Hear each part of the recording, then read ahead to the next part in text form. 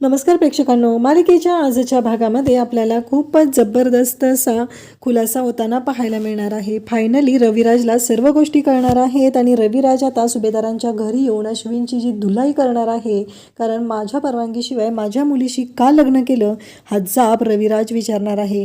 हे सगळं कशा पद्धतीनं होणार आहे त्यासाठी हा व्हिडिओ शेवटपर्यंत पहा.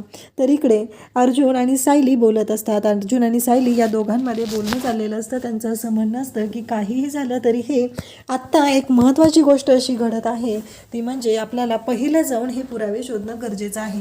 सायली म्हणत असते की आपल्याला प्रिया आणि महिपत यांच्यामध्ये आधीपासून संबंध होते किंवा महिपतला प्रियाला हा आश्रम विकायचा होता याबद्दलचे पुरावे माहिती पाहिजेत. मग अर्जुन बरोबर सायली बोलत असते. सायली सांगत असते तेव्हा अर्जुन म्हणत असतो, पण आश्रमातले जे लोक आहेत त्यांनी जर साक्ष दिली तर त्याचा काहीही उपयोग होणार नाही, कारण आश्रमातली लोक मधुभाऊंच्याच बाजूने बोलणार असं गैरसमज होऊ शकतो. त्यामुळे आपल्याला हे करता येणार नाही असं अर्जुन सायलीला सांगत असतो. त्यामुळे अशी बाहेर कोणतरी लोक असतील की ज्यांना याबद्दल माहिती असेल. मग सायली सांगत असते की हो, जेव्हा महिपत पहिल्यांदा आलेला होता तेव्हा त्याने राडा घालायला सुरुवात केलेली होती आणि महिपतने जेव्हा येऊन राडा घातलेला होता तेव्हा बाकीची लोकही गोळा झालेली होती. त्यांनी सर्वांनी ह्या गोष्टी पाहिलेल्या होत्या. हे सायली अर्जुनला सांगत असते. तेव्हा अर्जुन म्हणत असतो की अगदी बरोबर आहे, म्हणजे त्यावेळेस जे घडलेलं होतं त्या पद्धतीनुसार आपल्याला हे शोध घेता येणार आहे की या सगळ्यामागं कोण होतं जबाबदार. हे सगळं अर्जुन आणि सायली बोलत असतात. त्यासोबतच इकडे आपल्याला पाहायला मिळतं की जेव्हा या सर्व गोष्टी घडत असतात तेव्हा अर्जुन म्हणत असतो की मग चला आपल्याला लवकरात लवकर आताच्या आता आपल्याला गेलं पाहिजे आणि या सगळ्या गोष्टींचा मोक्ष लावला पाहिजे. हे इकडे अर्जुनच्या डोक्यात सुरू झालेलं असतं. अर्जुन मात्र म्हणत असतो की काहीही झालं तरीही आत्ता मी शांत राहणार नाही, हे मात्र अर्जुनने ठरवलेलं असतं आणि या प्रिया आणि महिपतच्या विरोधात अगदी पुरावे गोळा करायला सुरुवात केलेली असते. त्याचबरोबर इकडे आपल्याला पाहायला मिळतं की सायली म्हणते की आपण आश्रमाच्या आजूबाजूला जाऊन आपण चौकशी केली तर तिथं लोक आपल्याला सांगू शकतील की हे सगळं काय झालेलं आहे. हे सगळं आता अर्जुन आणि सायली या दोघांनीही ठरवलेलं असतं. तेव्हा अर्जुन म्हणत असतो, मग कशाला उशीर करायचा आहे, आताच निघूया आपण, जाऊया आपण, असं सायलीने ठरवलेलं आहे आणि अर्जुन आणि सायली तयारीला लागतात. अर्जुन म्हणतो की तुमची तयारी झालेली आहे ना, मग मी तयार होतो आणि आपण निघूया, असं अर्जुन आणि सायली ठरवतात आणि दोघंही निघत आहेत. म्हणजे आता त्यांना काहीही करून प्रियाच्या बाबतीतले पुरावे गोळा करायचे आहेत. प्रिया किती आतल्या गाठीची आहे, प्रिया कोणत्या थराला जाऊ शकते हे सायली आणि अर्जुन या दोघांनाही चांगलंच माहिती आहे. आता सायलीने पर्स घेतलेली असते. अर्जुन आणि सायली दोघंही निघालेले असतात आणि त्यासोबतच आपल्याला पाहायला मिळतं की जेव्हा हे सगळं घडत असतं तेव्हा मात्र खूप मोठा गोंधळ झालेला असतो आणि हा विचारही कोणीही करू शकत नाही. एवढ्या मोठ्या गोष्टी घडलेल्या असतात आणि त्यासोबतच इकडे पाहायला मिळतं की ते निघालेले असतात तेव्हा प्रिया आणि कल्पना वरून हे सगळं पाहत असतात आणि प्रिया आणि कल्पना जेव्हा या गोष्टी वरून पाहत आहेत, अर्जुन सायली बाहेर निघालेले आहेत, तेव्हा कल्पना ओरडतच खाली येते आणि म्हणू लागते की थांब, कुठं निघालीस तू. तेव्हा अर्जुन म्हणत असतो, कुठं निघाली म्हणजे मम्मा आज तुला आम्हाला विचारा वाटते कुठं निघालत म्हणून. तेव्हा इकडे अर्जुनला लगेचच कल्पना सांगत असते की हो, सांग आताच्या आत्ता तुम्ही कुठे निघाला आहात. तेव्हा मात्र अर्जुन म्हणत असतो की आमचं काम आहे, त्यासाठी आम्ही बाहेर चाललेलो आहोत. त्यावरती कल्पनाचं असं म्हणणं असतं की तुमचं काम आहे म्हणजे तुम्हाला जसं वाटेल तसं तुम्ही वागणार आहात. म्हणजे मला कळतच नाही आहे की ही मुलगी तुझ्याबरोबर निघालेली आहे, पण मला एक गोष्ट मात्र आता तुला विचारायची आहे, ती म्हणजे की या मुलीने जायचं नाही. या मुलीने सगळं आळशीपणा करायला सुरुवात केलेली आहे. तिला घरातल्या कामांची जबाबदारी नको आहे, तिला काही करायचं नाही. सायली म्हणत असते की काय म्हणाला ताई तुम्ही, म्हणजे घरातली कामं, मग माझी कामं झालेली आहेत. यांच्यासाठी नाश्ता तर मी बनवलेला होता, यांना नाश्ता मी दिलेला आहे आणि मी आत्ता निघालेली आहे, असं सायली इकडे सांगत असते. तेव्हा मात्र इकडे पाहायला मिळतं की सायलीनं जेव्हा हे सांगितलेलं असतं तेव्हा मात्र कल्पना म्हणत असते की म्हणजे बाकीची कामं कोण करणार आहे. सायली म्हणते बाकीची कामं म्हणजे. लगेच अर्जुन बोलत असतो, अगं मम्मा तू नक्की कशी बोलतेस, मला कळतच नाही आहे. म्हणजे तू तर मला सांग, तूच सांगितलेलं आहे ना सायलीला की तिनं काहीही कामं तुमच्यासाठी काहीही करायचं नाही आणि आज तूच सांगत आहे की आता सायलीने कामं करायचे आहेत. म्हणजे नक्की करायचं आहे काय मम्मा सायलीने, हे एकदा ठरव बरं तू, असं इकडे सायलीच्या बाबतीत इकडे बोलत असतो. तेव्हा ती म्हणत असते ह्या मुलीला फक्त अळसावून ठेवलेलं आहे, हिला फक्त बाहेर हिंडायला जाऊ लागतं, बोमलात हिंडायचं असतं आणि हिला घरातली कामं करायची नसतात, आजपासून हिनं सगळी कामं करायची आहेत. तेव्हा सायली म्हणते, सगळी कामं म्हणजे तुम्हाला हेच म्हणायचं आहे का? असं सायली बोलायला सुरुवात करते. तेव्हा सायली सांगत असते, म्हणजे कोणती कामं करायची आहेत? हा प्रश्न जेव्हा सायलीने विचारलेला असतो, म्हणजे मी सगळ्यांसाठी स्वयंपाक बनवायचा, देवाला दिवा लावायचा, देवपूजा, तुळशीला पाणी घालणं, ह्या सगळ्या गोष्टी मी करायच्या आहेत का? हे सगळं बोलणं चाललेलं असतं. आणि तेव्हा मात्र इकडे पाहायला मिळतं की कल्पना म्हणत असते की हो, आजपासून ही सगळी कामं तू करायची आहेत. कल्पनाने हे सांगितल्यानंतर सायलीला मात्र खूप आनंद होतो, म्हणजे घरातल्या सुनेची जबाबदारी सगळी पार पाडायची आहे ही गोष्ट मात्र सायलीला कळलेली असते. आणि तिने सायलीला सांगितलेलं असतं की हे सगळं तुला करावं लागणार आहे. तेव्हा मात्र इकडे पाहायला मिळतं की सायली जाम खुश होते, सायलीला खूप आनंद झालेला असतो. सायली म्हणू लागते की म्हणजे ही सगळी कामं करायची आहेत? तेव्हा सायली म्हणते की खरंच खरंच कल्पना, ही खरंच भारी गोष्ट आहे, ही माझ्यासाठी खूप आनंदाची गोष्ट आहे. असं म्हणत सायली जाऊन कल्पनाला मिठी मारते आणि म्हणत असते की खरंच. अर्जुनला मात्र खूप आनंद झालेला असतो, सायलीलाही आनंद झालेला असतो, म्हणजे कल्पनाने सायलीचा सून म्हणून स्वीकार केलेला आहे आणि सायलीला सांगितलेलं आहे की ह्या घरातल्या जबाबदाऱ्या आहेत त्या आता तुला पार पाडाव्या लागणार आहेत, ही कामं तुला करावी लागणार आहेत हे सांगितलेलं असतं. अर्जुन म्हणत असतो, पण मिसेस सायली, तुमच्या एक गोष्ट लक्षात आली नाही आहे. तेव्हा सायली म्हणत असते, म्हणजे काय म्हणायचं आहे अर्जुन सर? तेव्हा अर्जुन म्हणत असतो की सायली, तुम्हाला माहिती आहे का काय झालेलं आहे? कारण मम्माला ना रात्री झोपल्यानंतर आता स्वप्नात काय आलं असेल माहिती आहे? तो उपमा आला असेल, उपमा. कारण इकडे तो उपमा जेव्हा आहे, तन्वीच्या हातचा उपमा खाल्ल्यामुळं मम्माने हा निर्णय घेतलेला आहे. खरंच हे सगळं तन्वीमुळं झालेलं आहे. म्हणजे इतक्या दिवस मम्मा या गोष्टीसाठी तयार नव्हती आणि आज मात्र मम्माने तुम्हाला स्पष्टपणे सांगितलेलं आहे की घरातली सगळी कामं करायची आहेत. आणि मग अर्जुन जेव्हा इकडे प्रियाची खिल्ली उडवत असतो तेव्हा प्रिया म्हणत असते, काय आहे हे सगळं? तेव्हा कल्पना म्हणत असते, नाही असं काही नाही आहे, मला असंही तन्वीच्याच हातचं जेवण खायला आवडणार आहे. कारण प्रियाने ज्या पद्धतीचा उपमा बनवलेला असतो तो उपमा पाहून खरं तर सगळ्यांचीच वाट लागलेली असते. आणि इकडे अर्जुनने बरोबर ओळखलेलं असतं. आणि आता सायली मात्र शांत बसत नाही. इकडे प्रिया मात्र म्हणत असते की हे सगळं काय चाललंय? मी या सायलीला प्रत्येक वेळेस काही ना काही इकडे हे सगळे गोष्टी चाललेल्या असतात. आणि त्याचबरोबर इकडे पाहायला मिळतं की ज्या गोष्टी घडत असतात त्यामध्ये आता पाहायला मिळतं की सायली म्हणत असते की काहीही झालं तरीही मला इकडे सायलीला मात्र खूप आनंद झालेला असतो, कारण तिला घरच्यांसाठी जेवण बनवायला मिळणार असतं. या गोष्टीचा आनंद तिला खूपच झालेला असतो. सायली म्हणत असते की अगं प्रिया, मला ना तुझे खास आभार मानायचे आहेत, कारण हे सगळं जे काय आहे ना ते फक्त आणि फक्त तुझ्यामुळं पॉसिबल झालेलं आहे. कारण ही गोष्ट आईंच्या मनात आलीच नसते, कारण याआधीही मी ठरवलेलं होतं घरी स्वयंपाक बनवायचा, सगळ्यांसाठी जेवण बनवायचं, पण त्यावेळेस मात्र हे पॉसिबल झालंच नव्हतं. हे सगळं आणि सगळं फक्त तुझ्यामुळं होऊ शकलेलं आहे. या सगळ्याचं क्रेडिट फक्त आणि फक्त तुला जातं. या सगळ्या गोष्टी तुझ्यामुळेच होऊ शकतात हे सगळं बोलत असते. प्रिया मात्र म्हणत असते की हे सगळं काय झालंय? तेव्हा सायली म्हणत असते की ह्यावेळेसही तू टाकलेला फासा उलटा पडलेला आहे, तुझा डाव तुझ्या संघाशी आलेला आहे. कारण काहीही झालं तरीही मला माझ्या लोकांसाठी काहीतरी करण्याची संधी मिळालेली आहे, माझ्या लोकांसाठी मला काहीतरी करता येणार आहे. हे सगळं बोलणं सुरू झालेलं असतं. आणि मग आता कल्पना म्हणत असते की कामाला सुरुवात कर. आणि मग चल तन्वी असं म्हणत कल्पना तिथून निघून जाते. अर्जुन म्हणतो की आता मम्मा, तुला जे काही सांगायचं आहे ना ते आल्यानंतर, कारण मला आणि सायलीला, मिसेस सायलींना बाहेर जायचं आहे एका कामासाठी. कल्पना म्हणत असते की पण. तेव्हा सायली म्हणत असते की हो, ऐकलाय का तुम्ही? एकतर ना एवढी छान जबाबदारी मिळाली, मला सगळ्यांसाठी जेवण बनवायचं आहे. प्रिया मात्र अर्जुन सायली नक्की कुठे जाणार आहे, त्यांचं काय चाललंय हे बोलणं तिला चोरून ऐकायचं असतं आणि म्हणून तिथं थांबलेली असते. सायली मात्र म्हणत असते की हो, आता मला सांगा, आईंनी एवढी जबाबदारी दिली आहे ना मोठी, आपण ते काम नंतर करूया ना, नंतर जाऊया ना तिथे. आपण काही झालं तरीही आपण जेव्हा परत जाऊया ना तेव्हा सगळं होईल मॅनेज. आता मी पटकन जेवण बनवून घेते, कारण मला जर आधी माहिती असतं तर मी तयारी केली असते. मी तयारी केलेली नाही आहे ना सगळ्यांच्या जेवणाची, असं सायली सांगत असते. आणि अर्जुन आणि सायलीच्या लक्षात येतं. सायली म्हणत असते की मी इथलं आवरते आणि मी ऑफिसमध्ये डायरेक्ट येते, आपण तिथून जाऊया. इकडे सायली आणि अर्जुनचं बोलणं प्रिया चोरून ऐकत असते. आणि तेव्हा मात्र सायली तिथे येते आणि म्हणू लागते, काय गं, आमचं बोलणं चोरून ऐकत आहेस का? म्हणजे तुला ती सवयच आहे हे मला चांगलंच माहिती आहे. प्रिया मात्र इकडे म्हणत असते, नाही, मी मॅगझिन पाहत आहे. अर्जुन म्हणतो की तुझं नवीन लग्न झालं आहे ना, जा ना तुझ्या नवऱ्याबरोबर रोमांस कर जा, आमच्या रोमांसच्या मध्ये कशाला येतेस तू? तेव्हा प्रिया म्हणत असते, काय चाललं तुमच्या दोघांचं? सायली म्हणत असते, कसं आहे माहिती आहे का, मला चांगलंच माहिती आहे. आणि या अशा घरच्या सुनांनी मॅगझिन वगैरे वाचायचं नसतं, कारण त्यांनी घरातली कामं करायची करायची असते, जबाबदारी घ्यायची असते. आणि आदर्श सुनेने तर अजिबात हे करायचं नसतं. कसं तुझं आदर्श सुनेचं नाटक तर चालूच आहे ना. चल आता दोघी जावा मिळून स्वयंपाक करूया, मी शिकवते तुला कसा चांगला स्वयंपाक बनवायचा असतो ते. असं म्हणत सायली खेचतच प्रियाला घेऊन जाते. कारण सायलीने आता प्रियाचीच वाट लावलेली असते. प्रियाचा डाव प्रियाच्या अंगाशी आणलेला असतो. इकडे रविराज आता विचारत असतो की हे सगळं काय चाललेलं आहे, मला कुणी सांगेल का, हे लग्न कधी झालेलं आहे. आणि तन्वी आणि अश्विनचं लग्न कल्पनाच मी करू शकत नाही.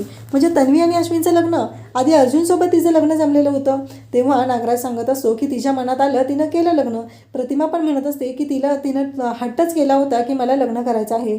आणि तिनं सांगितलेलं होतं की बाबांना काही सांगायचं नाही. आणि तिने जाऊन पूर्णाईला पण ह्या सर्व गोष्टी सांगितल्या. आणि पूर्णाईने माझ्यासमोर अशी गळ घातली. पूर्णाईने मला हात जोडून विनंती केली की रविराजला काही सांगू नको. रविराज म्हणत असतो मी जर या लग्नासाठी असतो तर मी मेलो तरी मी या लग्नाला परवानगी दिली नसते. पण प्रतिमा आज तू चुकलेली आहे. पूर्णाईचं मन जिंकण्यासाठी, त्यांचं मन राखण्यासाठी तू तुझ्या नवऱ्याचा विचार केलेला नाही, एका बापाचा विचार केलेला नाही. त्याच्या मुलीचं परस्पर लग्न लावून दिलेलं आहे. आणि नागराज आणि सुमन तुम्ही दोघं, तेव्हा ते दोघं सांगतात की आम्ही नव्हतो लग्नाला गेलेलो. म्हणजे या लग्नाला प्रतिमाने परमिशन दिलेली आहे आणि प्रतिमा एकटीच त्या लग्नाला गेलेली होती. ही गोष्ट मात्र आता रविराजला कळलेली असते. रविराजचा पारा भयानक चिडलेला असतो. तो म्हणत असतो की आता मान्य मला लग्न झालेलं आहे, मी काही करू शकत नाही, पण मी जाऊन जाब तर विचारू शकतो, असं रविराज बोलत असतो. आणि तो खूप चिडलेला असतो. तो म्हणतो की आता मी शांत राहणार नाही.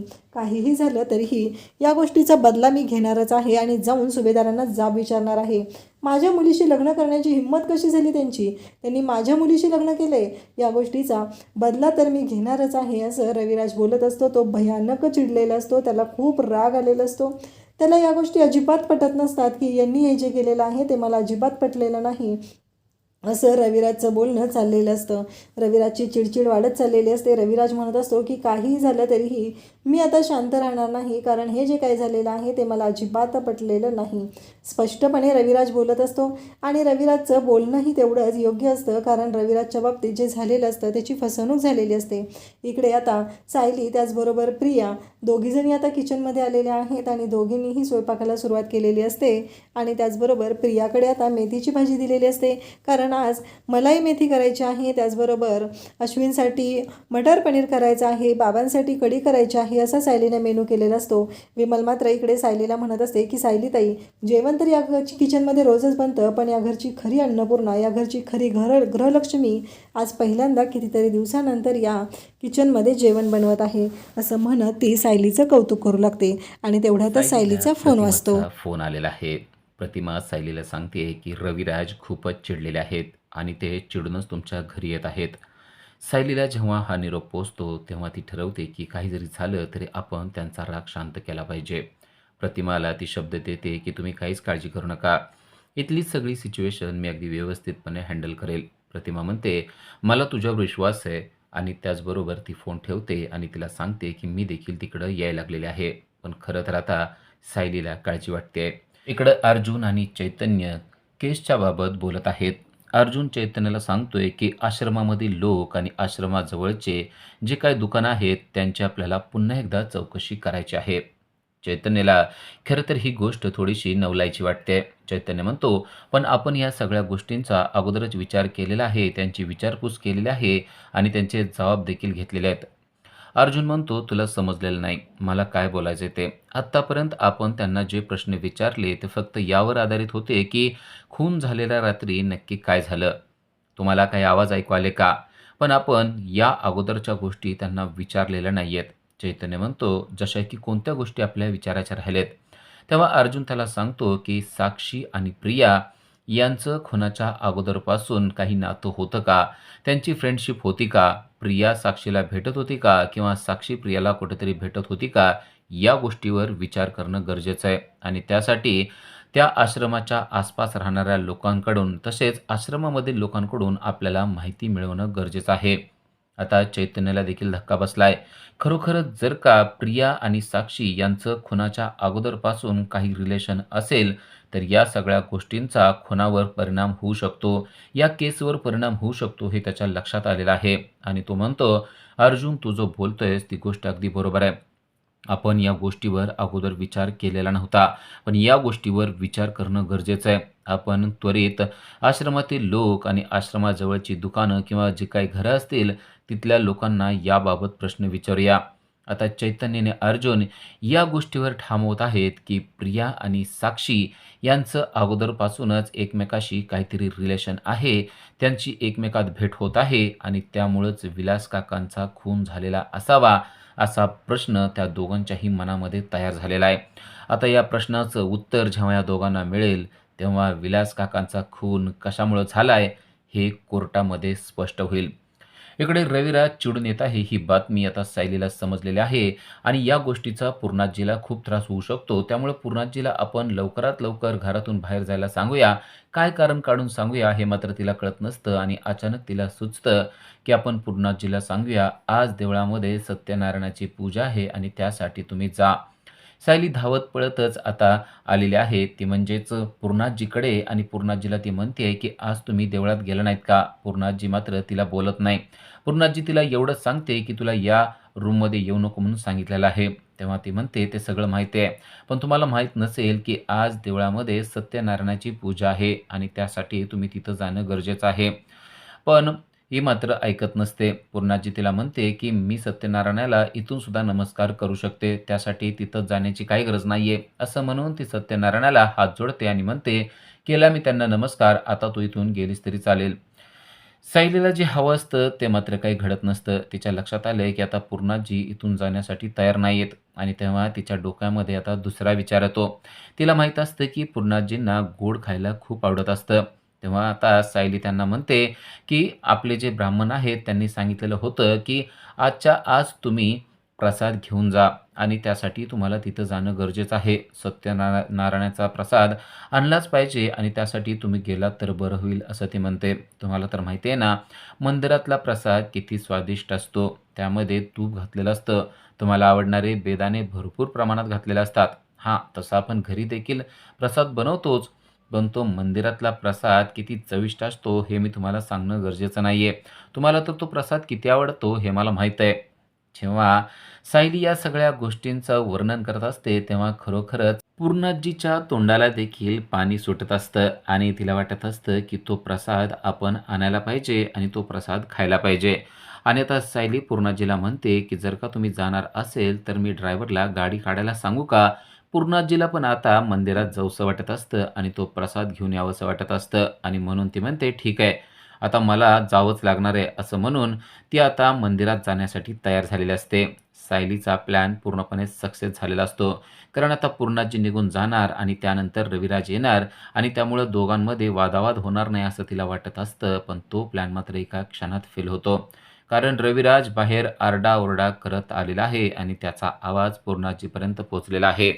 पूर्णाजीच्या नावानंच तो ओरडत आहे, अन्नपूर्णा सुभेदार बाहेर या, अश्विन सुभेदार तू कुठे आहेस, असं तो जोरजोरात बोलत आहे. आणि रविराज आलाय ही गोष्ट आता पूर्णाजीला पण समजली आहे.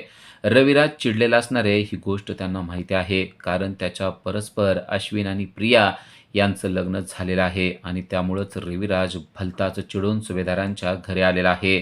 आपली फसवणूक झाली आहे या गोष्टीचा राग त्याला आलेला आहे आणि तो मोठमोठ्याने, अन्नपूर्णा सुभेदार तुम्ही आत्ताच्या आत्ता बाहेर या, मला तुम्हाला जाब विचारायचा आहे, असं म्हणून तो दारातूनच आरडाओरडा करत आहे.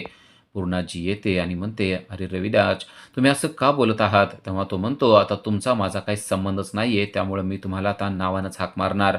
तेव्हा तिला कळलंय की आता रविराज भलता चिडलेला आहे. ती त्याला शांत करण्यासाठी म्हणते की मला समजतंय तुम्ही का चिडलेला आहात, पण जरा परिस्थिती तुम्ही लक्षात घेतली तर तुमच्या लक्षात येईल मला काय सांगायचं ते. पण रविराज मात्र ऐकण्याच्या मनस्थितीत नाही आहे. तो म्हणतो, तुम्ही माझ्या पाठीमध्ये खंजीर खुपसलेला आहे. तुम्ही माझ्या मुलीचं गोड बोलून लग्न लावलेलं आहे. माझी मुलगी एकांतात होती. ती जरा वाईट अवस्थेत होती. त्या गोष्टीचाच गैरफायदा तुम्ही सुभेदार कुटुंबियांनी घेतलेला आहे. तुम्हाला नक्की माझ्याकडून काय अपेक्षित आहे तेच कळत नाही. या अगोदर तुम्ही लग्नासाठी नकार देता काय आणि त्यानंतर माझ्याच मुलाबरोबर फसवून लग्न लावता काय? नक्की तुम्हाला माझ्यावर प्रेम आहे का माझ्याविषयी राग आहे, चीड आहे ते एकदा नीट व्यक्त तरी करा. अशा शब्दात तो सर्वांना बोलत आहे. सायलीला समजलंय की आता खूप मोठा राडा होणार आहे. आपण रविराज यांना समजावून सांगू शकतो असं तिला वाटतंय, पण आता सर्वांसमोर बोलावं की न बोलावं असा प्रश्न देखील तिच्यापुढे आहे. आता कल्पना रविराज यांना समजावून सांगण्याचा प्रयत्न करते. ती म्हणते, तुम्ही म्हणताय तसं काही नाहीये, आम्हाला तुमच्याविषयी प्रेमच वाटतंय, पण हे लग्न आम्ही मुद्दामून घडवून आणलेलं नाहीये.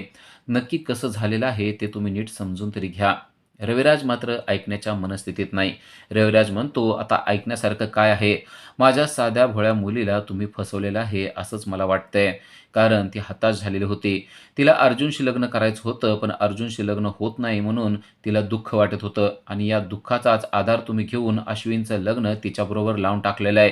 तुम्ही जे काय केलंय त्याला मी फक्त फसवणूक म्हणू शकतो. या व्यतिरिक्त दुसरं त्यामध्ये काहीच नाहीये. तुम्ही माझी वारंवार फसवणूक का करत आहात? अन्नपूर्णा सुभेदार याचा जबाब विचारायला आज मी तुमच्या समोर आलेलो आहे. अशा प्रकारे रविराज बोलत असतो.